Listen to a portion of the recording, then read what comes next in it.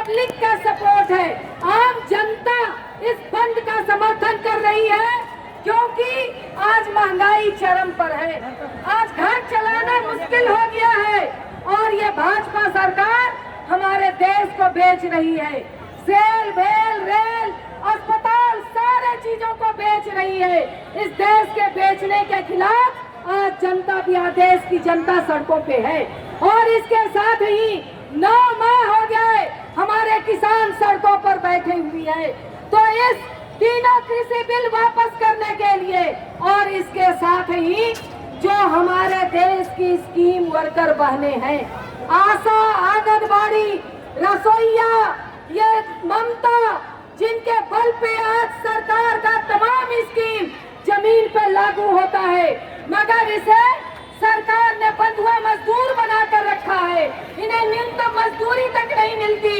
इसके लिए आज पूरे देश की स्कीम वर्कर जो करोड़ों की संख्या में है, उन्होंने भी बंद का समर्थन किया है, क्योंकि सरकार अस्पताल बेच करके आशा को निकालना चाहती है, आंगनबाड़ी बंद करके आंगनबाड़ी की छटनी करना चाहती है, स्कूल मर्ज करके विद्यालय रसोईया को हटाना चाहती है। तो इसके खिलाफ तमाम स्कीम वर्कर बहने एक साथ खड़ी हैं और इसके साथ ही आप देख रहे हैं, आपने देखा कि असम में किस तरह से निहत्थे लोगों पे यहाँ का प्रशासन, वहाँ का प्रशासन गोली चलाया और उसके बाद मरे हुए व्यक्ति पर उसके शरीर पर किस तरह से कूद रहा था।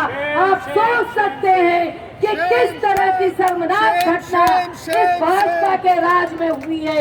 तो इस फारसीवाद जो असम की गीली मिट्टी में सांप्रदायिकता की आग फैलाना चाहता है ये भाजपा, इसको नष्ट नाबूद करने के लिए भी यह भारत बंद है। और इस भारत बंद से इस सरकार को एक धक्का जरूर दिया गया है, इन्हीं बातों के साथ है कि जरूर इस सरकार को गिराने में, इस सरकार को भगाने में हम लोग एक साथ एक मंच पर आज उतरे हैं, आगे भी मजबूती के साथ रहेंगे।